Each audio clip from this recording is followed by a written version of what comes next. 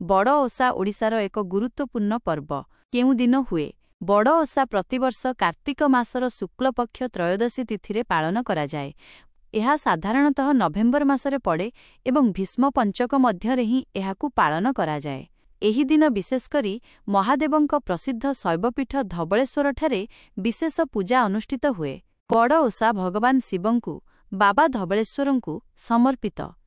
ଏହି ଓଷା ପାଳନ ପଛରେ ମୁଖ୍ୟତଃ ଦୁଇଟି କିମ୍ବଦନ୍ତୀ ରହିଛି। 1.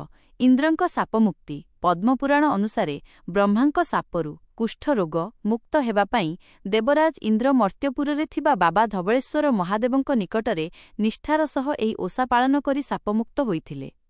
2. ରାଜା କ୍ରତୁଙ୍କ ଆରୋଗ୍ୟ। ଅନ୍ୟ ଏକ କାହାଣୀ ଅନୁଯାୟୀ ରାଜା କ୍ରତୁ ଜଣେ ଶିବଭକ୍ତ ସନ୍ନ୍ୟାସୀଙ୍କଠାରୁ ବଳପୂର୍ବକ କେତକୀ ଫୁଲ ଛଡ଼ାଇ ଶିବଙ୍କୁ ଅର୍ପଣ କରିବାରୁ କୁଷ୍ଠରୋଗରେ ପୀଡ଼ିତ ହୋଇଥିଲେ। ତାଙ୍କ ରାଣୀ ହରପ୍ରିୟା ଶିବଙ୍କୁ ପ୍ରାର୍ଥନା କରିବାରୁ ଶିବଙ୍କ ପରାମର୍ଶକ୍ରମେ ସେ ଧବଳେଶ୍ୱର ପୀଠରେ ବଡ଼ ଓଷା ବ୍ରତ ପାଳନ କରିଥିଲେ। ଫଳରେ ରାଜା ରୋଗମୁକ୍ତ ହୋଇ ପୁନର୍ବାର ରାଜତ୍ୱ ଫେରି ପାଇଥିଲେ। ଏହି ଓଷା ପାଳନ କଲେ ସମସ୍ତ ବିପଦ ଦୂର ହୁଏ ଏବଂ ମନସ୍କାମନା ପୂରଣ ହୁଏ ବୋଲି ଭକ୍ତମାନେ ବିଶ୍ୱାସ କରନ୍ତି।